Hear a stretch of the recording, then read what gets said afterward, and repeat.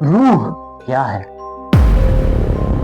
इस सवाल का जवाब आप सब ने कभी ना कभी सोचा होगा। कहते हैं एक साइंटिस्ट ने मरने वाले एक शख्स पर एक तजर्बा किया और जब उसकी मौत हुई तो उसके जिस्म का वजन लगभग 21 ग्राम कम हो गया और इससे उस साइंटिस्ट ने यह नतीजा निकाला कि रूह का वजन 21 ग्राम होता है। यह एक्सपेरिमेंट 1901 में डॉक्टर डंकन मैकडूगल ने किया, आज से 124 साल पहले। लेकिन आज की साइंस के स्टैंडर्ड्स के मुताबिक यह एक्सपेरिमेंट सही नहीं था। ना सैंपल साइज ठीक था और ना ही मेथड। फिर सवाल यह है, अगर साइंस ने इसको प्रूव नहीं किया तो फिर आखिर ये रूह होती क्या है?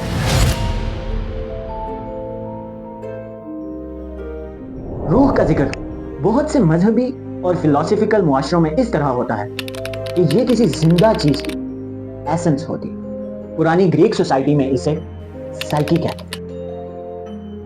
इसी तरह लैटिन जुबान में इसका नाम एनिमा था। इनफैक्ट आज का लफ्ज एनिमेशन भी इसी लफ्ज एनिमा से आया है, जिसमें कंप्यूटर से बनाए गए किसी कैरेक्टर को एनिमेट किया जाता है, इसको मूवमेंट दी जाती है या फिर इसमें रूह डाल दी जाती है। यहूदी और ईसाई कहते हैं कि रूह एक नजर ना आने वाली चीज है जिसे शऊर और अवेयरनेस दी गई है। वैसे तो उनका मानना है कि हर जानदार में रूह पाई जाती है, लेकिन इंसानी रूह ही वो है जो हमेशा की जिंदगी पा सकती है। जबकि हिंदू और जैनिज्म के लोग कहते हैं कि बैक्टीरिया से लेकर व्हेल तक हर जानदार में रूह पाई जाती है। चलिए मैं आपको एक इंटरेस्टिंग एक्सपेरिमेंट के बारे में बताता हूँ।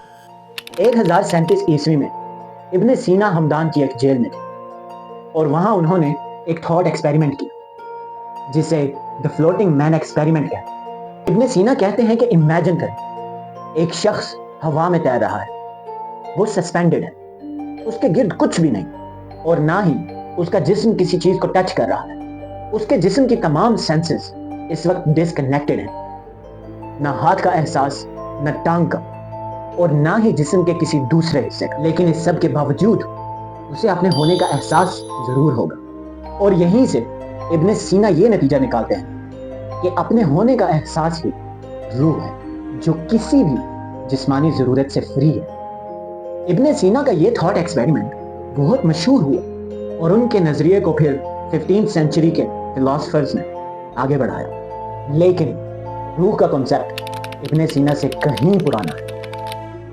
एरिस्टोटल यानी अरस्तू ने भी इस सवाल पर गौर किया कि रूह क्या होती है। उनके मुताबिक रूह एक ऐसा मादा है कि जो ये डिसाइड करती है कि हम अपनी जिंदगी कैसे जिएंगे। एरिस्टोटल कहते हैं कि हर जिंदा चीज में एक रूह होती है, यहां तक कि पौधों और दरख्तों में भी। लेकिन पौधों और दरख्तों की रूह सिर्फ ग्रोथ और रिप्रोडक्शन के काम करती है और जानवरों की रूह इससे एक स्टेप आगे होती है। उनके मुताबिक जानवरों की रूह सिर्फ परसेप्शन और मूवमेंट्स के बारे में सोचती है और इंसानी रूह, एरिस्टोटल के मुताबिक इंसानी रूह ही वो रूह है जो सबसे ऊपर है, जो सही और गलत की अवेयरनेस रखती है। मुझे पर्सनली एरिस्टोटल का ये नजरिया इसलिए लॉजिकल लगता है क्योंकि इसे सिलसिला तो सहीहा की एक हदीस भी कंफर्म करती है। एक दफा सहाबा इकराम ने रसूलुल्लाह सल्लल्लाहु अलैहि वसल्लम से पूछा, या रसूलुल्लाह, क्या हमें फार्म एनिमल्स के साथ नेकी में भी अजर मिलेगा? रसूलुल्लाह सल्लल्लाहु अलैहि वसल्लम ने जवाब दिया कि हाँ, तुम्हारे लिए हर जी रूह अजर है। यानी इस हदीस से हमें पता चलता है कि जानवरों में भी रूह पाई जाती है। और एक हदीस इब्ने अब्बास रजी अल्लाह तआला अन्हु से मरवी कि जहां रसूलुल्लाह सल्लल्लाहु अलैहि वसल्लम ने मुर्गियों का हवाला देकर फरमाया कि कोई भी ऐसी चीज जिसमें रूह हो उसे तकलीफ का निशाना मत बनो। अब ये दोनों अहादीस इस चीज को सपोर्ट करती हैं कि हर जिंदगी के पीछे एक रूह होती है, लेकिन इंसानी रूह को जिंदगी के साथ साथ एक और भी बहुत खास चीज दी गई, नफ्स। नफ्स ही वो चीज है जो इंसान से तलब करता है, उसे पुश करता है। कुरान और हदीस में नफ्स के मुतालिक इतनी डिटेल मिलती है कि इस पर एक पूरा चैप्टर लिखना पड़ता। फिलहाल मैं नफ्स का सिर्फ इतना जिक्र करूंगा कि एक मर्तबा एक बहुत डरा हुआ आदमी नबी सल्लल्लाहु अलैहि वसल्लम के पास आया और कहने लगा یا رسول اللہ، میرے نفس میں کچھ ایسے خیالات آتے ہیں کہ جن کو سوچنے سے بہتر مجھے لگتا ہے میں آسمان سے گر جاؤں۔ رسول اللہ صلی اللہ علیہ وسلم نے اسے تسلی دی اور فرمایا کہ یہی تو ایمان ہے، یعنی یہ خیالات کا آنا مسئلہ نہیں ہے، ان سے ڈر جانا، انہیں برا سمجھنا، یہی تو ایمان کی نشانی ہے۔ نفس انسان کو ملی ہوئی ایک بہت طاقتور اور خطرناک ابیلٹی ہے، البتہ روح قرآن کے مطابق 4 سٹیجز سے گزرتی ہے۔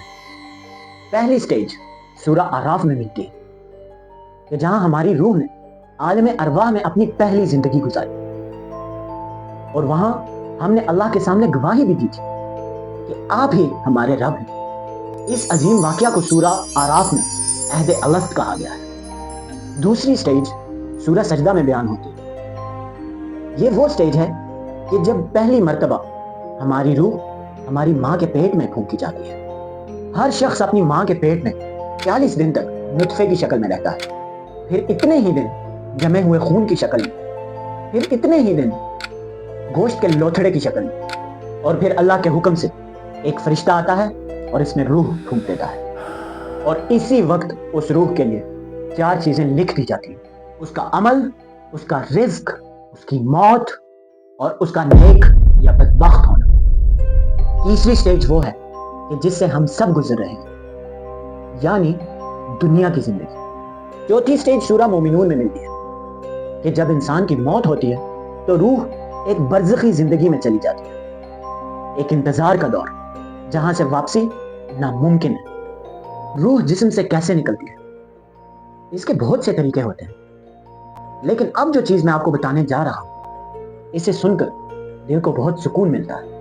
رسول اللہ صلی اللہ علیہ وسلم کے وصال کے بعد طلحہ بن عبید اللہ رضی اللہ تعالیٰ عنہ بہت اداس رہا کرتے تھے۔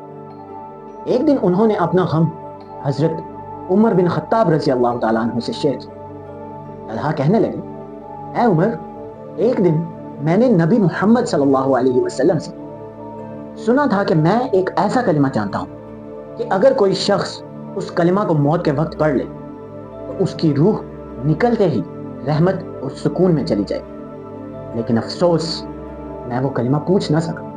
بس یہ بات مجھے اندر سے پریشان کرتی ہے۔ عمر رضی اللہ تعالیٰ عنہ نے ان کی بات سنی اور مسکراتے ہوئے کہنے لگے، طلحہ، میں جانتا ہوں وہ کلمہ کیا ہے۔ وہ کلمہ ہے لا الہ الا اللہ۔ انفیکٹ رسول اللہ صلی اللہ علیہ وسلم نے فرمایا تھا کہ اپنے مرنے والوں کو لا الہ الا اللہ کی تلقین کیا، کیونکہ یہ کلمہ مومن کی روح کو اس طرح نرم بنا دیتا ہے جیسے پسینے کا قطرہ آسانی سے ٹپک جاتا ہے۔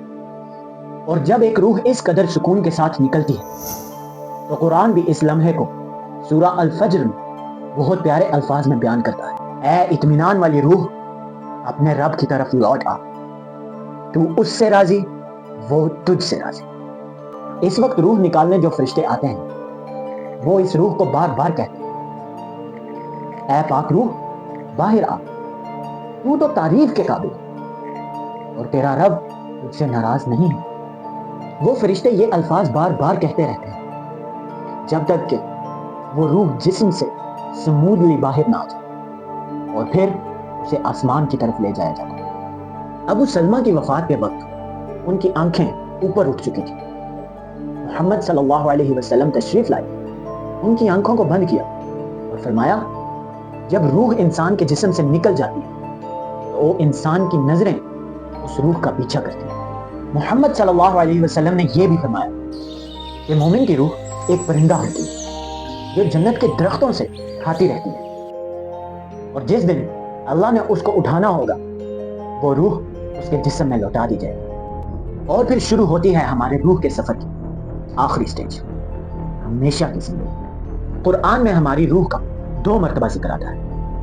ایک مرتبہ سورہ زمر میں ہے کہ اللہ ہماری روحوں کو ان کی نیند کے وقت قبض کر لیتا ہے، پھر جن روحوں پر موت کا حکم لگ چکا ہوتا ہے انہیں اپنے پاس روک لیتا ہے اور باقی روحوں کو چھوڑ دیتا ہے۔ اب یہ ایک راز ہے کہ ہماری روح نیند کے دوران ہمارا جسم چھوڑ کر کیسے سفر کرتی ہے۔ روح کے متعلق ہم تقریباً کچھ بھی نہیں جانتے، لیکن اس کے بارے میں تجسس انسان میں ہزاروں سال سے ہے۔ عبداللہ بن مسعود رضی اللہ تعالیٰ عنہ کہتے ہیں ایک مرتبہ ایک یہودی نے محمد صلی اللہ علیہ وسلم سے پوچھا اے محمد یہ روح کیا ہوتی ہے؟ محمد صلی اللہ علیہ وسلم خاموش رہے، پھر انہوں نے اپنا سر آسمان کی طرف اٹھا لیا۔ عبداللہ بن مسعود کہتے ہیں میں سمجھ گیا کہ محمد صلی اللہ علیہ وسلم پر وحی نازل ہو رہی۔ جب یہ کیفیت ختم ہوئی تو محمد صلی اللہ علیہ وسلم سورہ اسراء کی آیہ نمبر 85 تلاوت کی۔ یہ آیت قرآن میں دوسری مرتبہ روح کا ذکر کرتی ہے کہ یہ آپ سے روح کے بارے میں پوچھتے ہیں، کہہ دیں روح میرے رب کا حکم ہے اور تمہیں اس کے بارے میں بہت کم علم دیا گیا ہے۔ اب آخر میں ایک بہت خوبصورت حدیث، یہ حدیث مجھے ذاتی طور پر بہت پسند ہے۔ یہ حدیث ابو ہریرہ رضی اللہ تعالیٰ عنہ سے مروی ہے کہ عالم ارواح میں ہماری روحیں گروہوں کی شکل میں رہا کرتی ہیں۔ جن روحوں کا وہاں آپس میں تعارف ہو گیا ان کے درمیان اس دنیا میں بھی محبت پیدا ہو جاتی ہے، اور جو روحیں وہاں آپس میں انجان رہیں وہ روحیں اس دنیا میں بھی اجنبی رہتی ہیں۔ اس حدیث کے مطابق جب بھی میں کسی ایسے شخص سے ملتا ہوں جس سے فطری کشش محسوس ہوتی ہے، جس سے پہلی ہی بار بات چیت کر کے ایسے لگے جیسے پتہ نہیں میں اسے کب سے جانتا ہوں، تو میرے ذہن میں ہمیشہ یہ خیال آتا ہے کہ شاید ہمارا تعارف روحوں کے اس عالم میں ہی ہو چکا تھا۔